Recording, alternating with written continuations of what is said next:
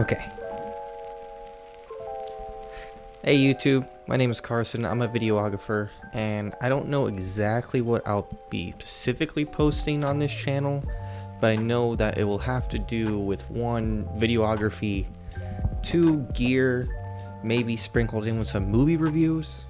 I do watch a lot of those and maybe my opinion might be valuable.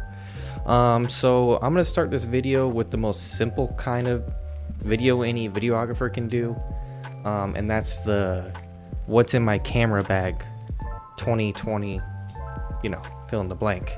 A lot of my gear is centered towards the budget friendly options.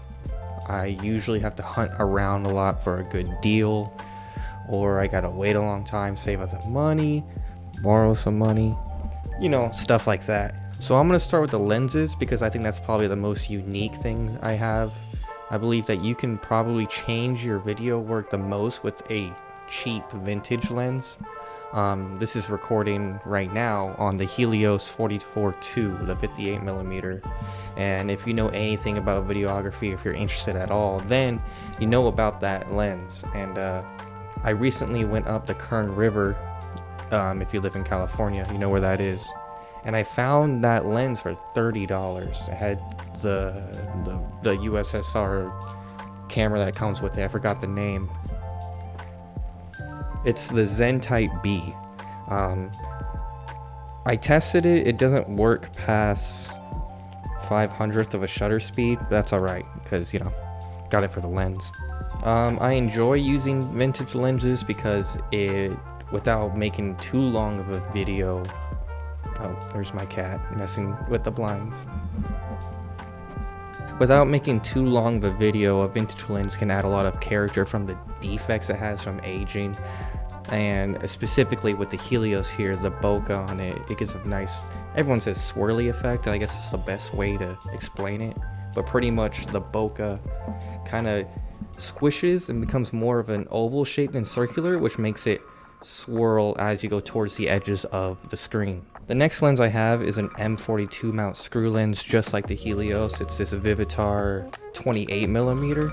Nothing too special about it. I did inherit this from my grandfather, but it's the widest lens I have.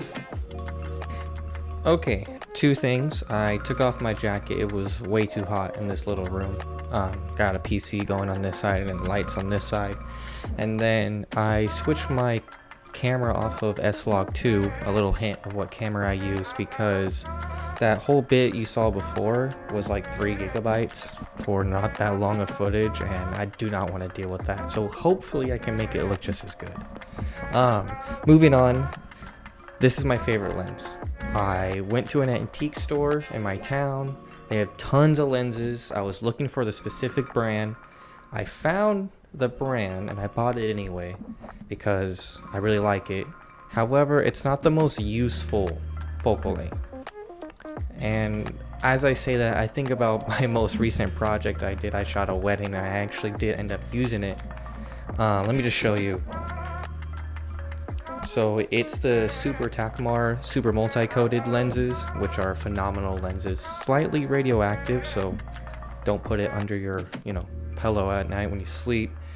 But it's the 200mm f4, and it's not exactly the 50mm 1.2 I was looking for, but when I was just digging around the cases of lenses they had and I saw Super Takumar on the top, I knew that I had to get no matter what. But surprisingly, the last wedding I shot, photography wise, they were doing the ceremony and I of course didn't want to be right next to them while they were getting married, so I screwed this guy on. And for the Super Takumars to already be known to have a really awesome warm vintage feel, like dreamy, and have that reach to be able to get close intimate photos, it actually worked out pretty nice. I'll probably have photos above this while I'm talking, but it does have a couple flaws.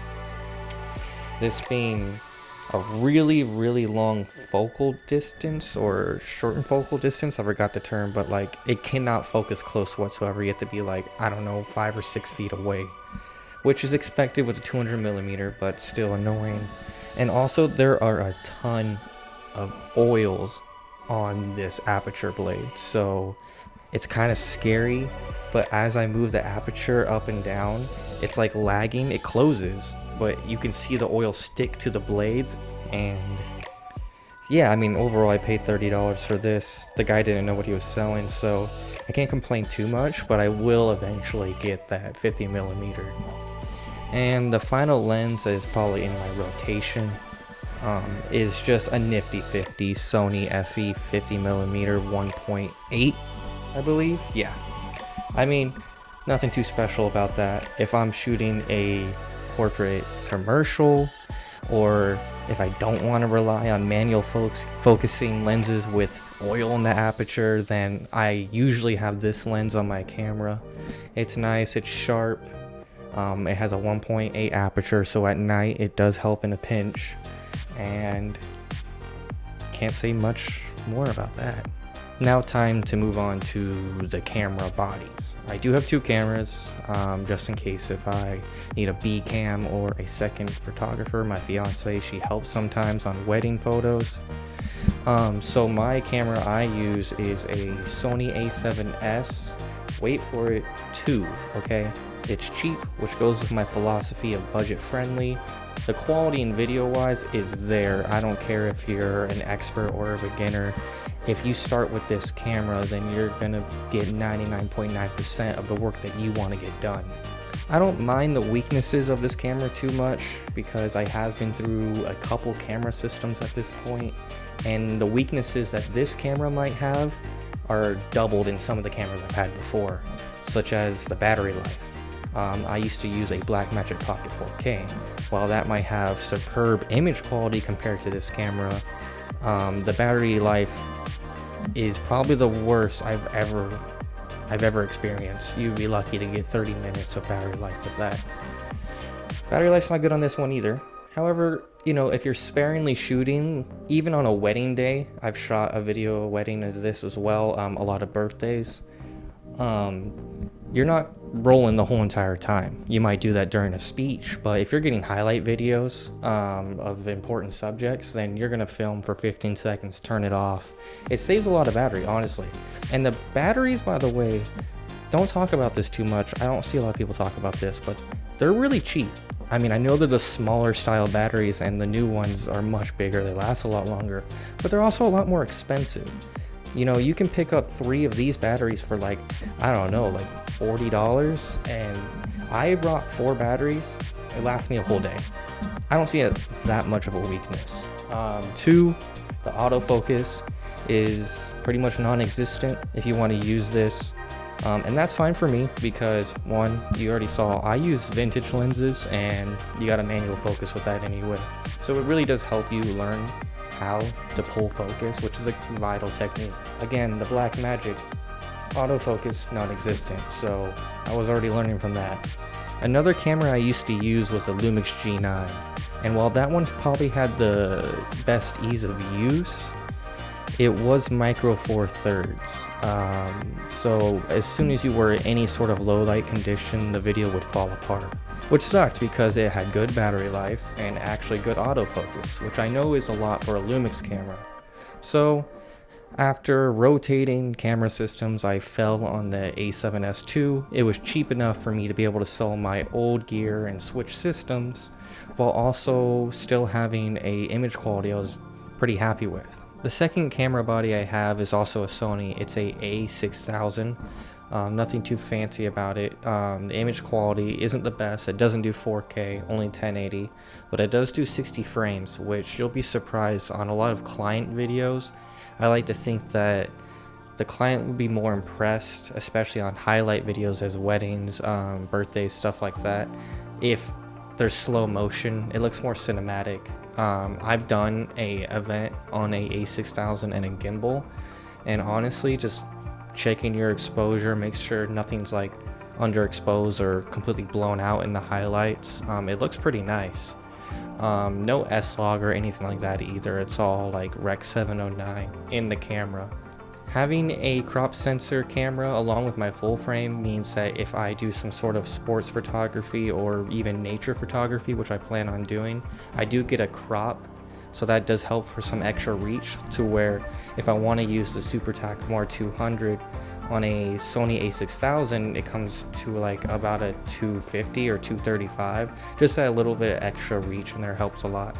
Plus the autofocus is light years above the A7S II, even for how old the A6000 is, being one of the newer model of the APS-C sensor cameras by Sony.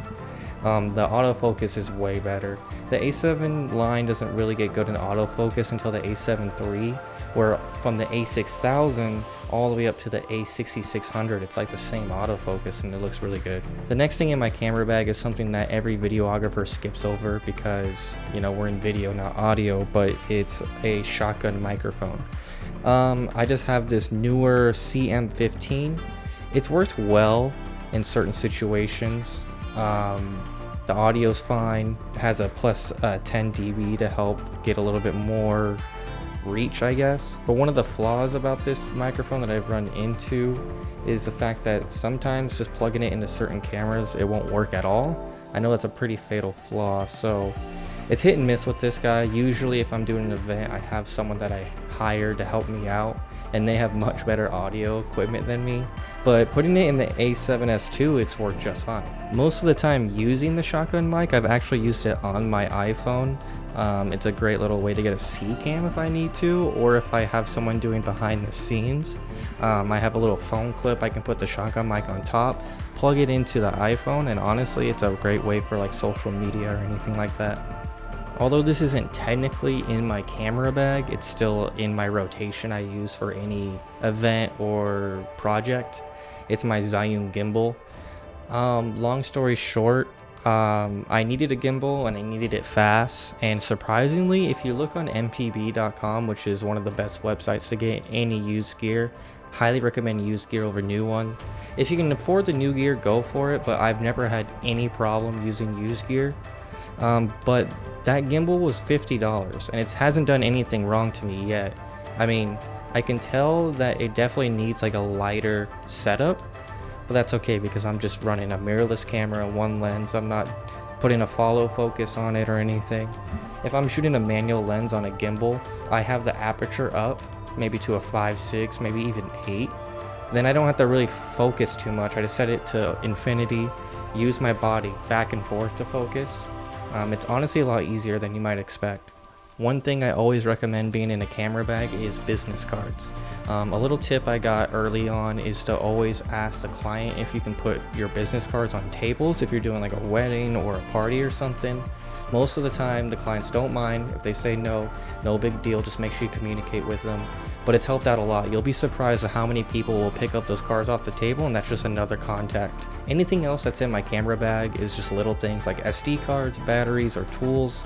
I could go on and explain those things, but I'm pretty sure you either have those or you have an idea of what to get. So yeah, that's everything in my camera bag. Nothing too fancy. It's budget friendly oriented, and I hope to expand upon, especially in the vintage lenses. I think that's kind of where I'm going towards. Maybe get some Canon FDs, something like that.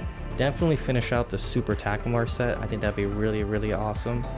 And hopefully one day get to rehouse the Helios, because once I got that, I started nerding out and thinking of like having a $5,000 Helios I can rent out or something like that. I don't know. Putting together a review of the Super Takumar 200mm f4, I think it could be a very interesting video on maybe nature photography. There's a walk sometimes me and my fiance go on, and I see a lot of birds, squirrels, and I think it might be interesting. That's everything. Thanks for watching. Subscribe. More videos coming soon.